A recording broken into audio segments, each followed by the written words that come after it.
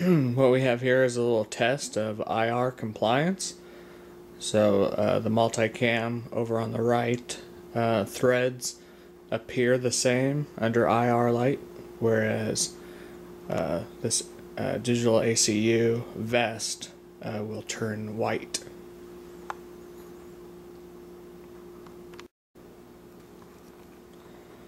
As you can see, you can't even see the pattern, the digital pattern.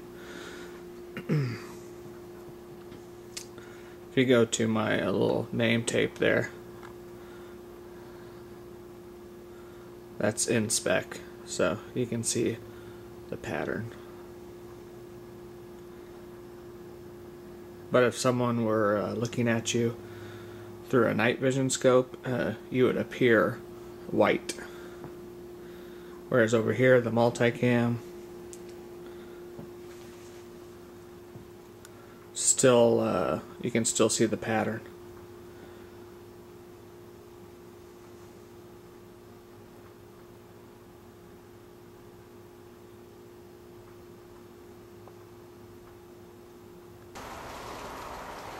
Oh yeah, you can really see the red light. Yeah.